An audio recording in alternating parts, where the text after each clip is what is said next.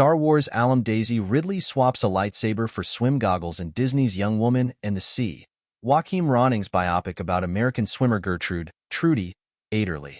Adapted from Glenn Stout's 2009 book of the same name, the film tells the true story of how Ederle, at just 20 years old, became the first woman to swim the treacherous English Channel in August 1926, a feat achieved only by 5 men before her.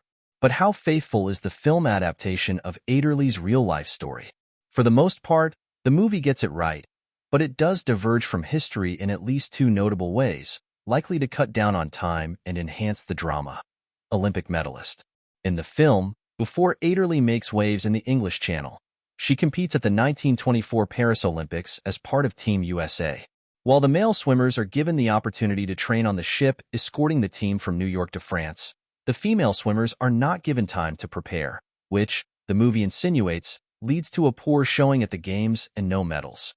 A disappointed Ederle returns home, unsure of what her future holds in a sport that doesn't take women seriously. What the movie doesn't mention, however, is that Ederle took home some serious hardware from the Olympics. She won a gold medal in the 4x100-meter freestyle relay and 2 bronze medals in the 100m and 400-meter freestyle. Ederle was well accomplished in the water leading up to the Olympics, holding more than 20 world and national swimming records before she arrived in Paris for the International Swimming Hall of Fame. A break between crossings. The second major difference between the movie and real life involves the time between Ederle's first and second attempts to cross the channel. While the movie makes it seem like only a few days had passed, in actuality, a whole year went by before she was able to accomplish her goal.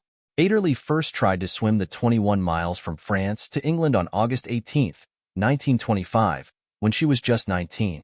She trained with a swimmer named Jabez Wolfe, Christopher Eccleston, who had tried unsuccessfully to cross the channel 22 times. During Ederle's first attempt, he made the decision to have her pulled from the water, disqualifying her from the record.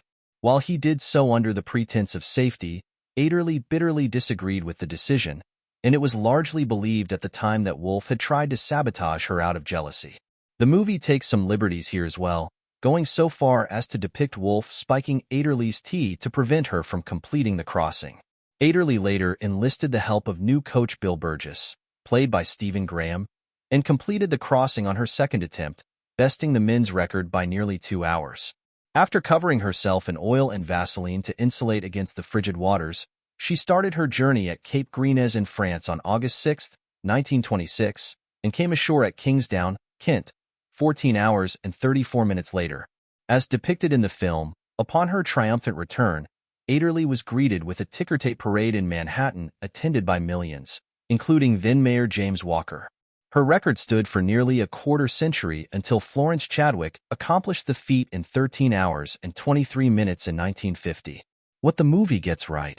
All in all, the film remains largely true to Ederle's story. She really came down with a near-fatal case of measles as a child, contributing to her hearing loss that would worsen as her swimming career progressed. Her father, played by Kim Bodnia, a butcher shop worker, really taught her how to swim by hooking rope to her waist, and her sister Margaret, Tilda Cobham Hervey, was truly instrumental to her success thanks to her steadfast support and unwavering belief in her. The film doesn't dive too deep into Ederle's life after her historic feat, but it was quite remarkable. Named the Queen of the Waves by the press and America's Best Girl by then-President Calvin Coolidge, Ederle became an instant celebrity, appearing in vaudeville shows and movies, including 1927 Swim Girl, Swim. After a spine injury and further damage to her hearing, Ederle worked as a swim instructor for deaf children. She died in November 2003 at 98 in Wyckoff, New Jersey. Young Woman and the Sea is in theaters now.